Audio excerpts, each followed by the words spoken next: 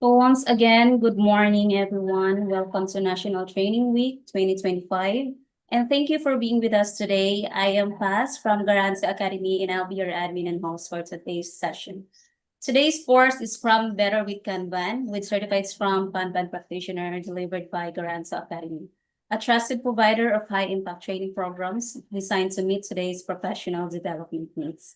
So I am pleased to introduce our STEAM trainer for this morning, Sir Badri Srinivasan, your go-to-go expert for mastering Kanban systems improvement. So with over 20 years of experience in agile transformations, he brings a wealth of expertise to the table. So Sir Badri is HRD Corp accredited trainer and a Kanban University accredited trainer and a session enterprise agile coach.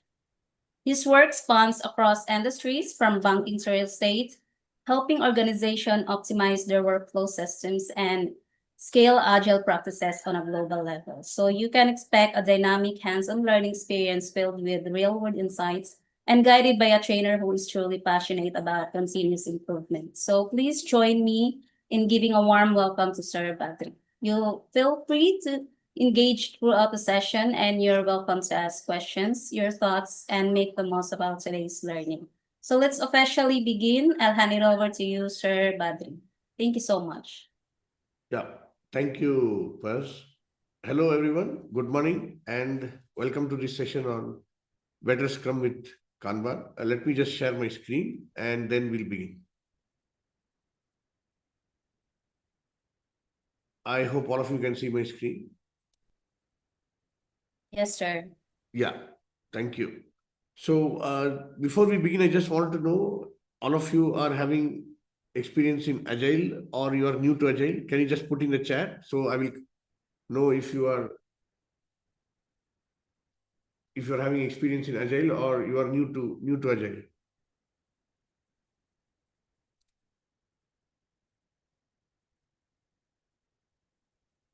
Do you know something about Scrum or Kanban? Anything? Please put in the chat. If you are new to the Agile, that's also fine.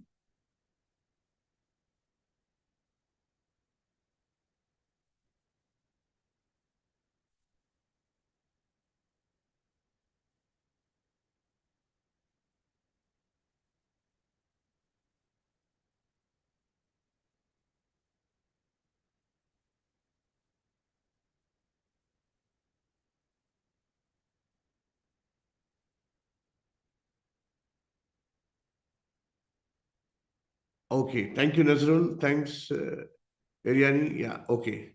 You are new to Scrum. Okay, fine.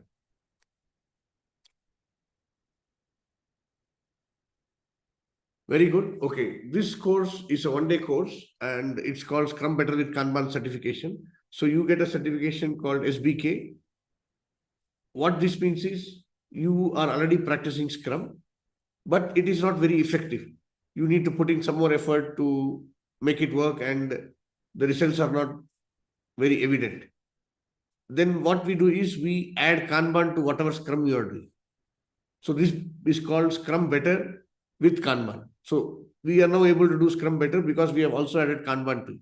You can say Kanban is a still further evolution of Scrum. So you could say it's more like whatever gaps Scrum had, Kanban helps to remove those gaps. So that is why it's called Scrum Better with Kanban.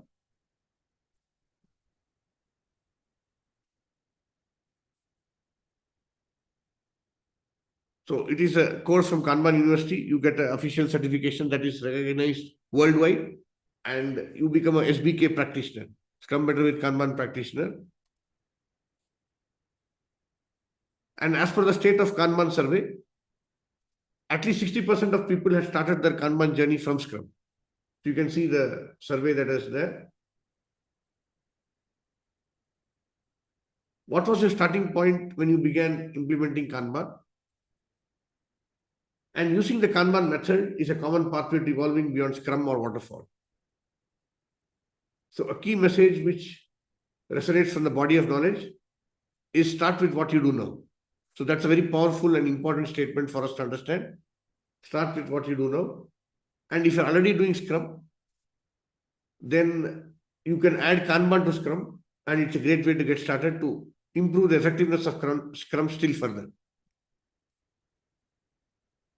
So you can see here 57%, 37%, 35%. All these, everybody can use Kanban along with this. Scrum with Kanban, waterfall with Kanban, no clear way of managing your work with Kanban. Everything you can add Kanban. So that is the powerful way by which you can understand how significant Kanban is to improve your effectiveness. You can also do Kanban directly without anything.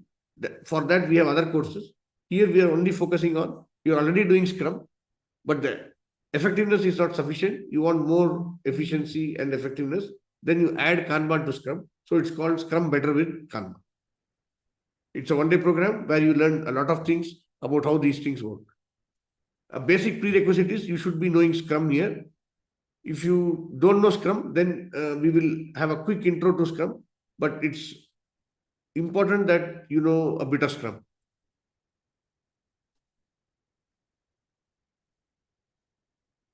And when you look at this next question, how do you compare Kanban to other methods, frameworks you have used? At least 90% of the people said Kanban was more effective than any other method tried so far. So you can see the difference here. For that, you have to understand Kanban properly, and then you apply it. You will definitely get better results than any of the other agile methods.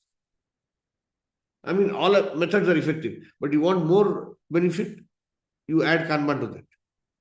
And Kanban can also be done standalone. We have a lot of different courses looking at this aspect. So you can see that how do you compare Kanban to other methods, frameworks that you have used? At least 90%, all of them have said it is more effective. So that is the power of Kanban. Now we have a quick intro to Scrum, and then we will look at how we can add Kanban to Scrum and what are the topics we will be discussing in that one-day program. So what is Scrum? Okay, some of you may have already done a bit of Scrum. So Scrum is a framework for product development. So you are working in an IT company and you are doing some product development work. So Scrum is a framework for product development. So please note, most of the time Scrum is used in IT organizations. It can also be used in a bit of non-IT organizations wherever some activities related to building things or products is available. But Kanban can be used in non-IT and IT.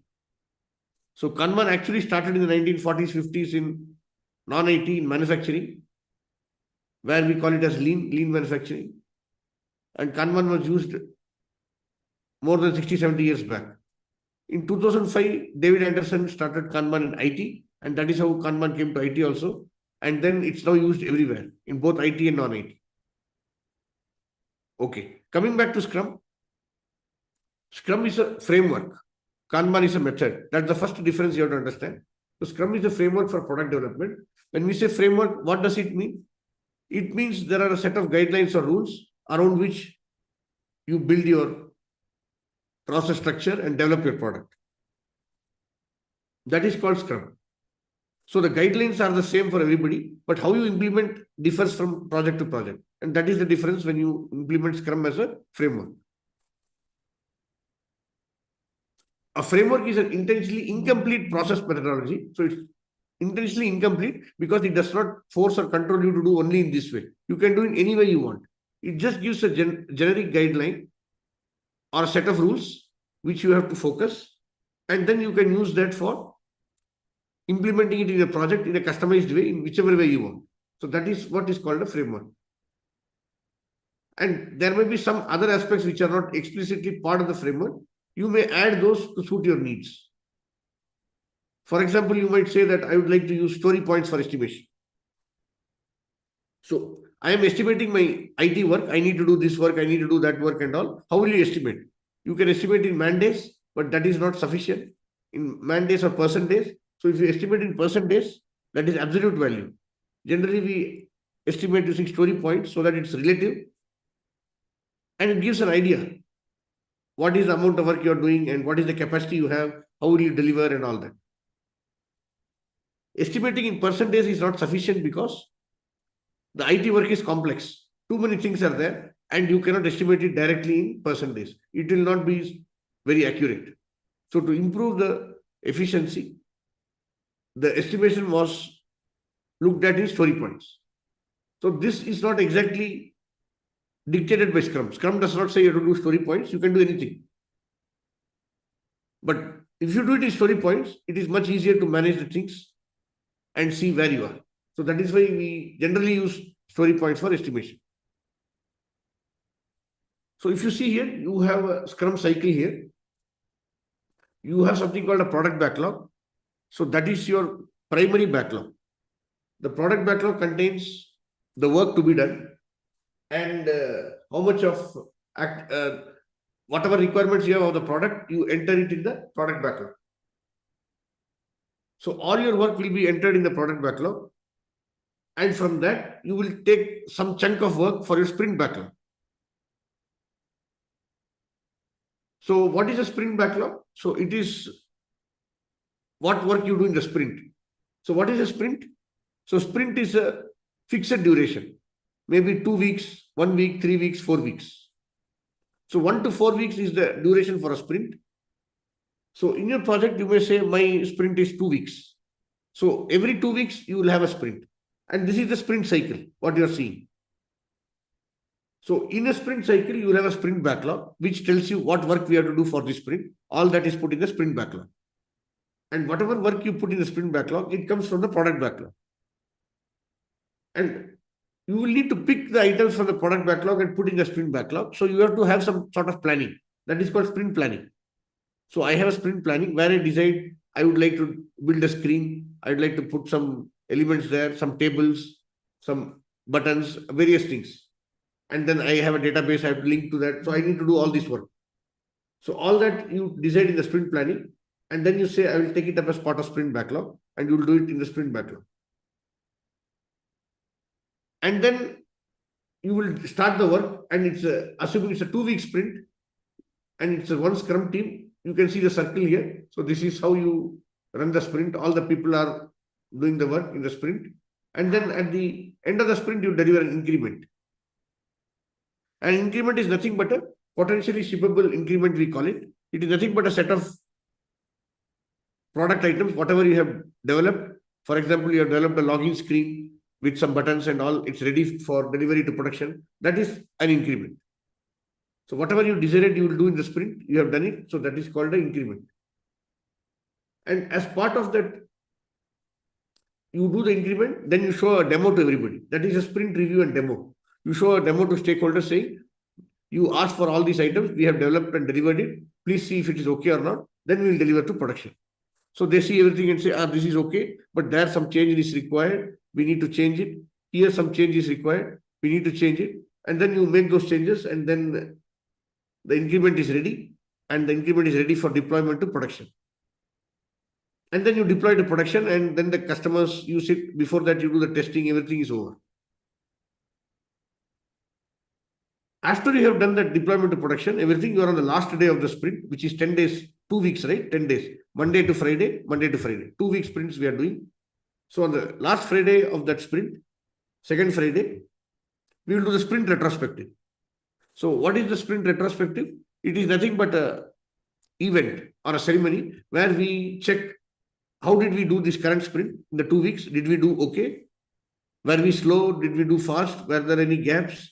How can we improve? What was the improvement points? All those things we discuss. So sprint retrospective focuses on not only working hard, but work smart also. How can we improve our skills and do better? And then the next Monday, again the 2 week sprint starts. So you see it keeps going on like this. Again we do sprint planning, pick up from the product backlog, then go to sprint backlog, then do all this. In the midst of this, there is one more event called daily Scrum.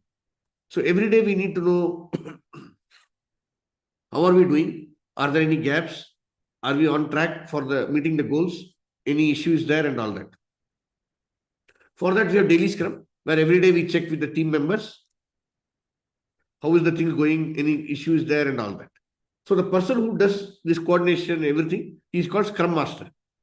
So Scrum Master is the person who is responsible for the Scrum, for the sprint. and ensures all people attend and see that this thing can be held up.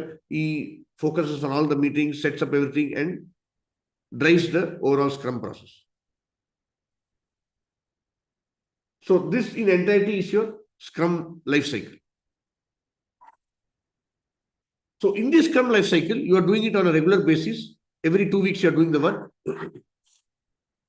But after some time, you don't see improvement. I am not seeing improvement. How can we improve? You'll be asking the question. At that time, we introduce Kanban into the Scrum. And then it becomes Scrum Better with Kanban. That is why the title of the session is called Scrum Better with Kanban, SBK, where you learn how to use Kanban and Scrum together. Now that we have seen Scrum, let us look at what is Kanban.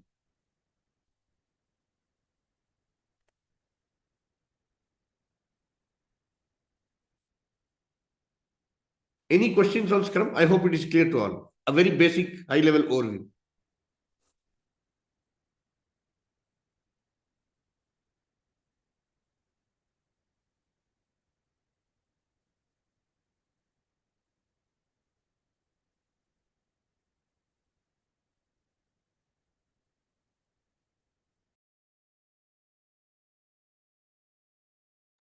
Okay, now let us look at what is Kanban. Now that you have seen Scrum, so unlike Scrum, Kanban is not a framework. Kanban is a method. So what is a method? Method is you have a series of steps. You do those steps and then you get an output or outcome. Whereas framework is a set of guidelines. You give a high-level overview. These are the things you should do. Now, how each project does may be different. So Kanban is a method for managing evolutionary change, how to manage the change and all that. And it is always like a layer that is applied on top of your existing process. So your existing process could be waterfall, your existing process could be Scrum, your existing process could be no process. Whether you have process or ad hoc process or Scrum or waterfall, whatever process you have, when you introduce Kanban, it is like a layer that sits on top. For example, I have a glass. In the glass, I add water. So the water is like a layer on top of the glass, right? It sits inside the glass. Similarly, Kanban is like water. It is a layer that sits on top of all other process. And then it blends with that process and it works accordingly to improve that process still further. So as project managers, agile project managers, program managers, if all of you are looking for careers in different areas, knowing about agile program delivery is very important aspect for all of you. And that helps you to run your projects more effectively. So if your existing process includes the Scrum framework, then when we add the Kanban method on top of it, as per the principle, start with what you do now, and it will drive improvements through evolutionary change. So that is your Kanban method. It is made up of these three components, what you see on the right: service delivery principles, change principles, and general practices. All this we will discuss in the program, one-day program, where you will go through what are service delivery principles, what are change principles, what are general practices, how to implement this with Scrum. Everything we'll understand from a practical perspective, and you'll be able to implement it in your project once you understand all this.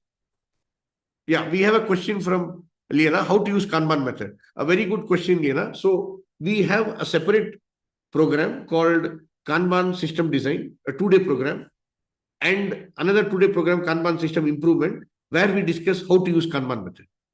And apart from that, we have another 1-day program exclusively on how to use Kanban method.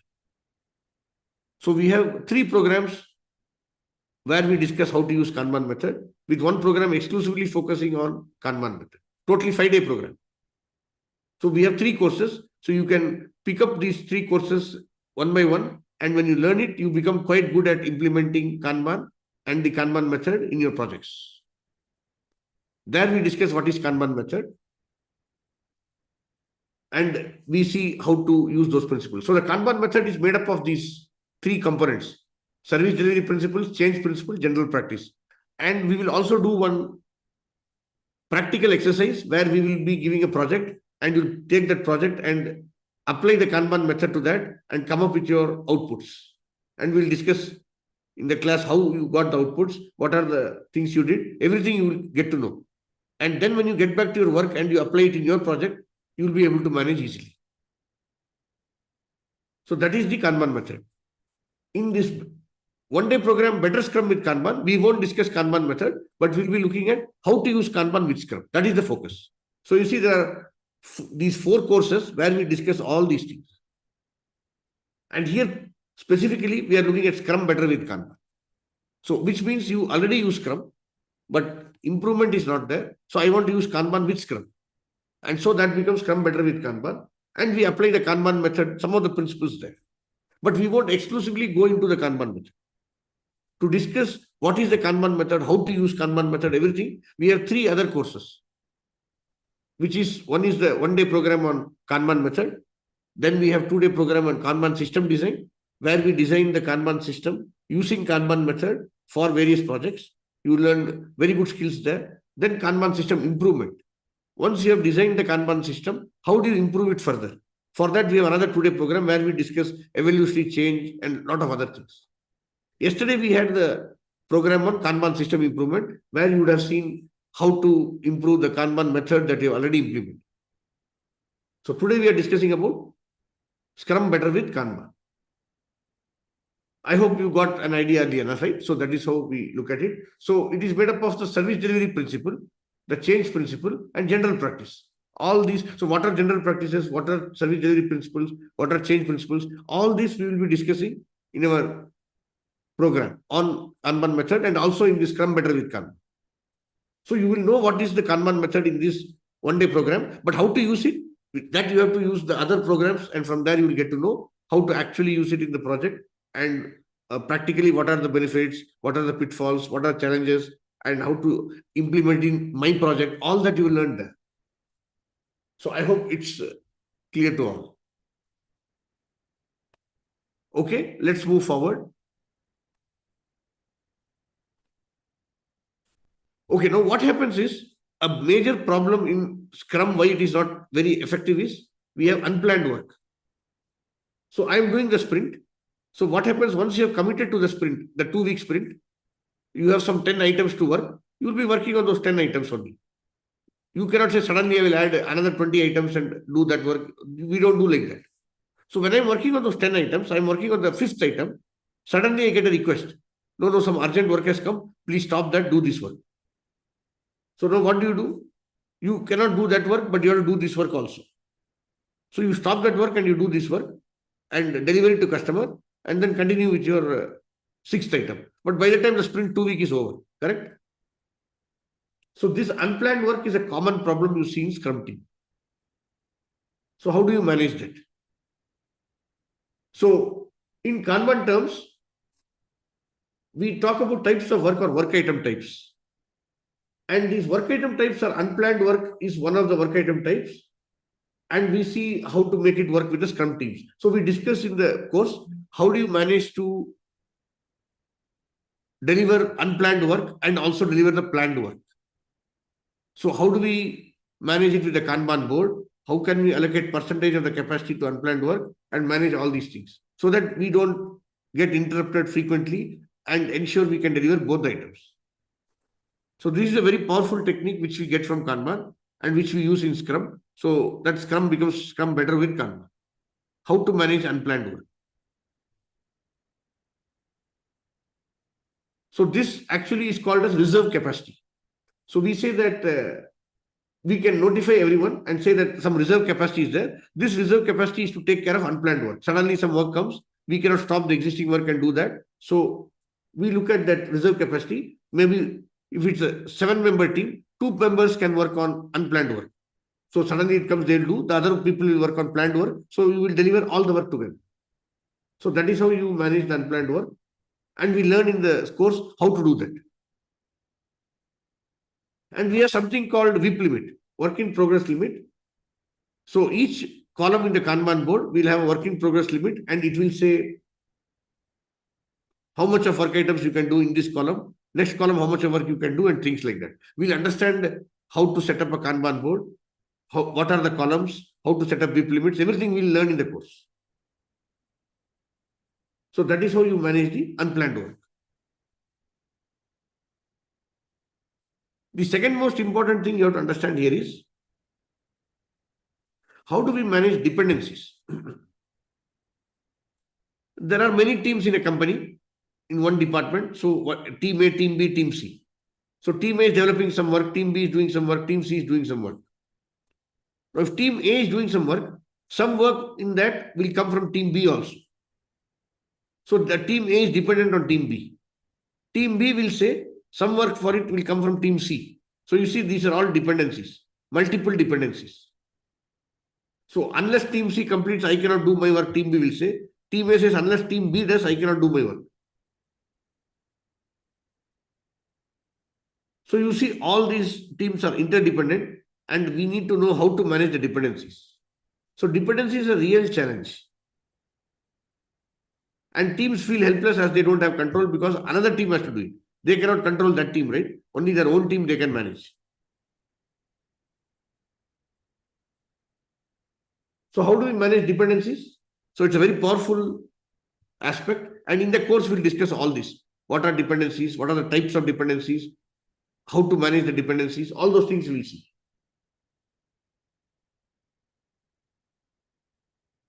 And whatever missing capabilities are there in the team, we will try to see how to manage them. Generally, we try to have independent teams, autonomous teams, so that we can minimize dependencies. But in real life, it is not exactly possible like that. Always some type of dependency may be there. Where it is there, we should know how to manage it. Otherwise, we cannot deliver as per the schedule, as per the deadline, and the customer will not be satisfied.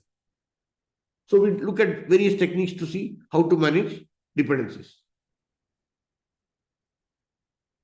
So these are different techniques to manage dependencies. In the course, we'll go deeper into that. Here, I'm just showing you at a very high level. So each one of these is a Kanban board. In the course, we'll discuss what is a Kanban board, how to set up these type of boards. All these we'll discuss. So if you see here, the first one is dependency on service provider. So some third party is helping the team A to do the work, and they need to get that design from the third party. Now suddenly the third party says, we are busy, we cannot give it to you now. So your dependency is stuck. Your team is stuck, it cannot move forward. So in the second thing, you can see they are raising a cry for help. Please help us. The third party is not giving us the design. We cannot do the work. So how to manage that? So since they are not giving the design, the Scrum Master in this case would have to interact with the agency and much before the sprint and then tell them, can you please give it to us by next sprint so that we can manage our work. So like that, all sorts of scheduling and other things have to be done. Reservations have to be done so that you don't have these dependencies. That is your dependency on service provider. How about the dependency on decision? So I am doing a work in the review of some user story, and I see that I can do the work using this technique or that technique. So which technique I should use? 1A or 1B? So again, we discuss and then we decide, okay, this dependency on decision is there. How can we decide which one to use? We come out of it and then plan it and come out accordingly. So that is called dependency on decisions. Then we have something called derailed. This means we are stuck. Something happened and one person went on leave in the team. So he was working on a critical part of the project. So now he's on leave, some emergency leave. How do we manage this dependency? Your project is derailed. We cannot do anything. So we need to see how to tackle that. We should have a backup. So if he's on leave also, another person is at backup who knows at a high level what he's doing, and he can help him out in case he goes on leave, and he can adjust it and then do the work. So you manage that dependency through resource backups. So various techniques are there by which you can manage a lot of dependencies. So if you see here, managing dependencies of service provider, this is one technique to manage the dependencies on the service provider. How we can manage the backlog, how we can do the various steps, design, create, review, deliver, and how we can do the done. Done means deliver to production. All these are various techniques that we can use. So this is different ways of managing the dependencies. So the ways to evolve, make the dependency visually obvious. So first you should have a Kanban board. If you don't have a board itself, nobody knows what's going on. So nothing is visible. You see, in the IT world, everything is invisible. We say I'm doing some work, the team member says I'm doing work, but nobody knows what work they are doing. So you need to make it visible. Unlike the physical work like construction industry, where the mason and the foreman say, I am building the house, I am putting the bricks, you can see it. Here you cannot see anything. So we have a Kanban board which makes everything visible. Make invisible work visible. Once you do that, people will build trust in you and they will lose fear. I mean, whether the person can deliver, not deliver, all that will go away. They will know that the person is telling the truth when he says, I am in design, I am in create, I am doing the review now. Because the ticket is there, and as per the ticket, I am doing the work. This ticket is nothing but a user story, task. And all these we learn how to do that and then how to deliver to them. So once you know these techniques, you can go back to your project and you can run this same type of techniques of using Scrum with Kanban. And that is how Scrum Better with Kanban is a very powerful technique for you to manage your projects as a project manager, agile project manager, or programmer. So all these techniques we learn on how to do this. Then dependency on decisions. So we already saw this. So we can put a flag or we can say what it is and all that. Same way, you are derailed, which we saw again. We have to see how to manage it. So everything has to be planned much in advance. We cannot plan on that day, okay, now this problem happened, what to do. Sometimes we do get some sudden emergency things which you cannot plan. It just happened. Then you plan at that time. Otherwise, all the other things you plan earlier to see that you don't have issues in dependency. See, dependency requires advanced planning. I mean, known dependencies. There may be some unknown unknowns which you don't know and suddenly it will pop up. The architecture we did was not correct. We thought it was correct. We need to change the architecture. This is a dependency. But we never thought about this earlier. Because generally it doesn't happen in projects, you keep changing architecture. But here we got stuck because we thought the architecture this way is okay, but it is not okay. Some issues are there, so we need to change it. So that dependency happened during the project at that time. So suddenly it happened, then we need to manage it. But otherwise, we plan for all dependencies upfront so that we can control and handle the dependencies within our sphere of influence. Otherwise, if dependencies go out of hand, we are stuck. No work can happen and the team will stop work. And the customer also will not be happy.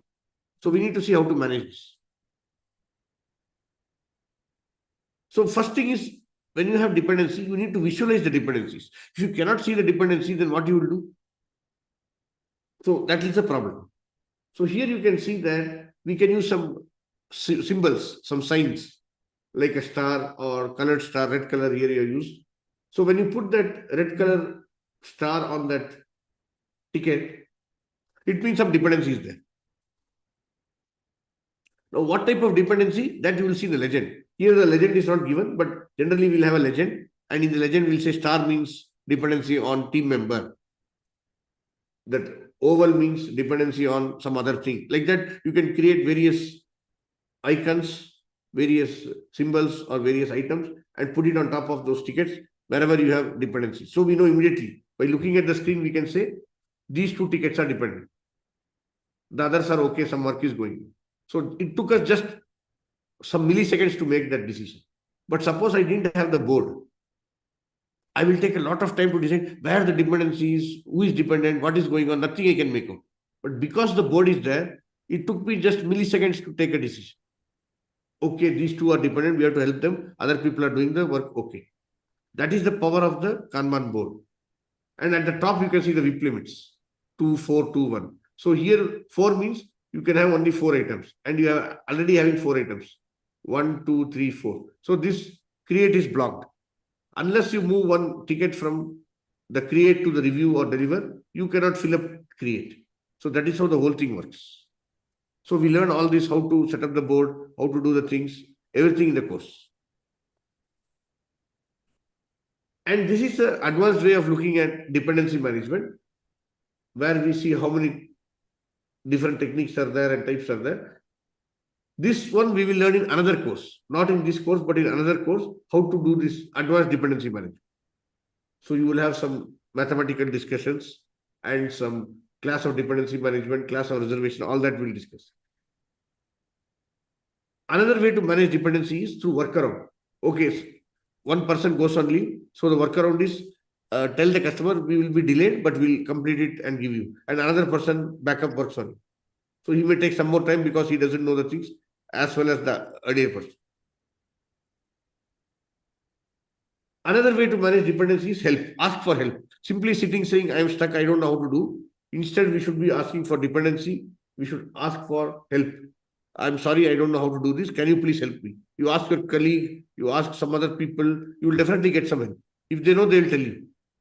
If they don't know, they'll say, we don't know, please check with this person. He may be able to help you. He knows something. So somehow you can get at least some support from various people to see how to do it. So help is one way of doing this thing. So you see, there are so many different techniques for managing dependencies. And once you understand this, when you get back to your project, you can use all these techniques to run your project more effectively.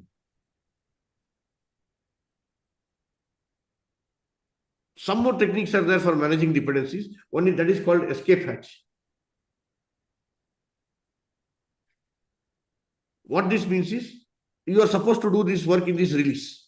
Somehow you did your best, but you could not do because of dependency and it didn't work out. So you say, we will move some of these items to the next release so that we can deliver, provided the customer agrees to it. So you need to have a good understanding with the customer and build the rapport with the customer so that before itself, you have these agreements saying, we'll do our best. If we cannot do, we'll do in the next release. So you have some escape plan, escape patches there. You get stuck, you have some backup.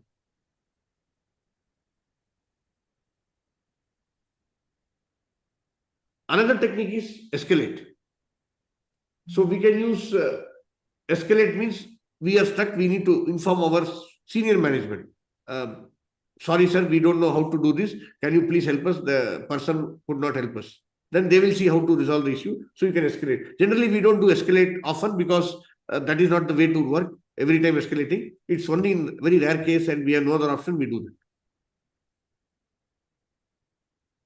Okay, we have a good question from Nazrul.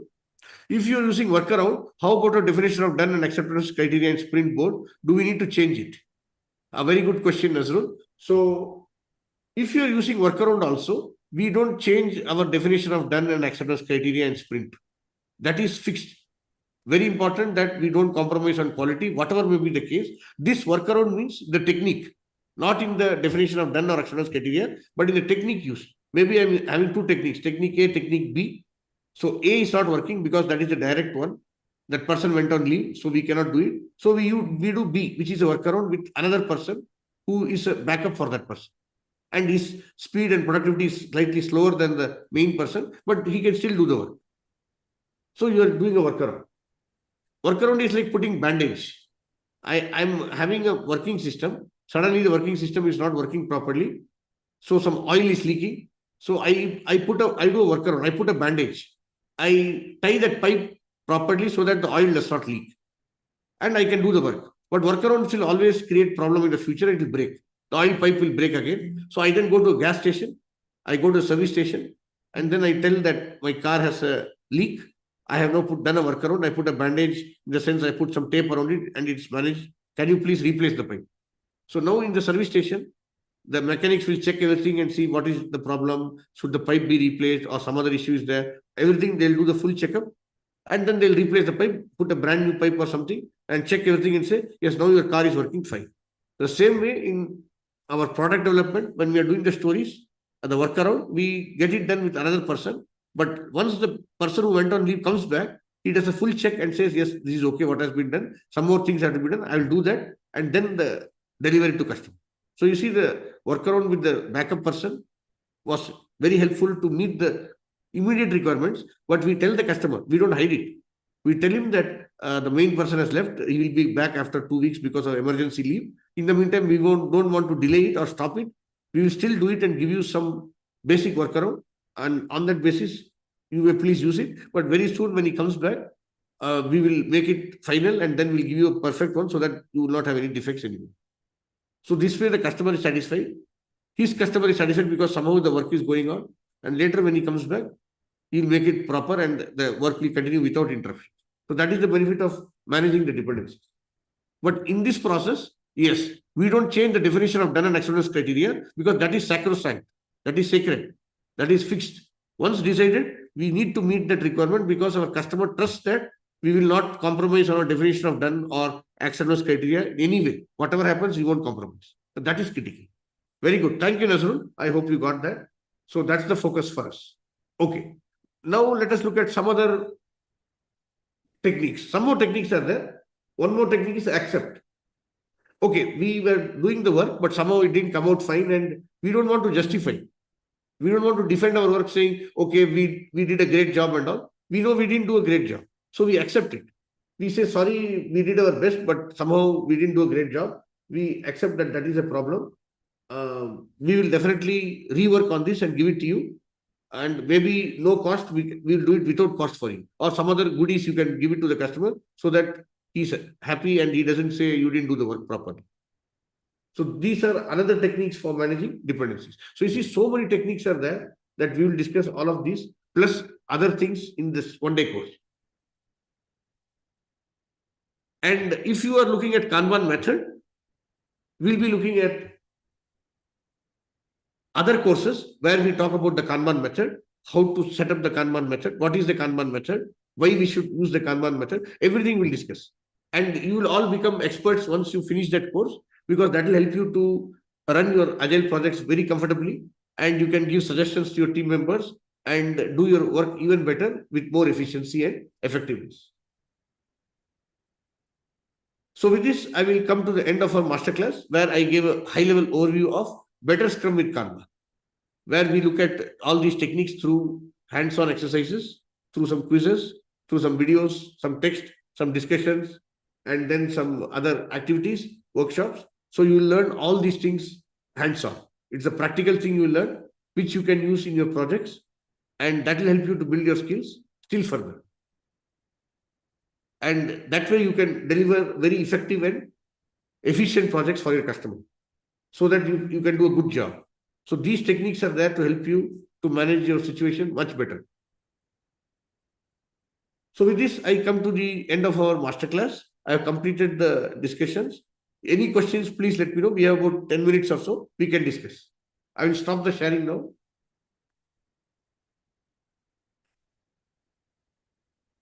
Before that, let me just tell what are the topics we cover. In the Scrum Better with Kanban, we have the important things that we cover here. We introduce the Kanban method, the question which was asked earlier, right? So at a very high level, what is the Kanban method? If you want to delve deeper into the Kanban method, we have other courses which will take care of that. But here we just introduce the Kanban method at a high level. Our focus in this program, one-day program, is Scrum Better with Kanban. How to do Scrum Better with Kanban. That's what we'll focus. Because the topics are too big, right? So many topics are there. So we cannot do everything in one day. So we have different courses, and each course caters to a specific thing. So this course called Scrum Better with Kanban SBK focuses only on how to use Kanban with Scrum. And then the most important aspect that we discuss, the third topic, is understanding change. So we will have a change workshop where you will understand change management and you'll understand how to manage your change. And some techniques are there. We will be discussing those techniques. You will understand those techniques hands-on, and you will become very comfortable and confident to implement those techniques in your project also. So suppose some change happens, how do you manage? So you are all change agents. So you should know how to manage change. So first you should understand change, then implement change and manage change. So that is how you will understand all these concepts. So these are the main things we cover in this one-day program, Scrum Better with Kanban. Once you finish it, you will get a certificate, Scrum Better with Kanban Practitioner, SBK Practitioner, that is valid throughout the world. And you can use that as per your project requirements. And you can say that we are doing Scrum. I also know Kanban and I can use Kanban with Scrum. So that is an added skill you have built, and it is very useful for you to manage your projects effectively. Even if you don't use Scrum, as I told, Kanban can be used with anything. So if you are using something else also, you can say, I know a bit of Kanban, basic things. So I can use Kanban with waterfall, Kanban with some other method, everything we can do. So all those things you'll understand through this one-day program where understanding change helps you to manage these transitions. How to introduce Kanban into Scrum, how to do all that, we will discuss all. So this is your one-day program on Scrum Better with Kanban. So with this, we come to the end of our session today. We have about 5 minutes left. Any questions? Please let me know. I will stop the sharing now.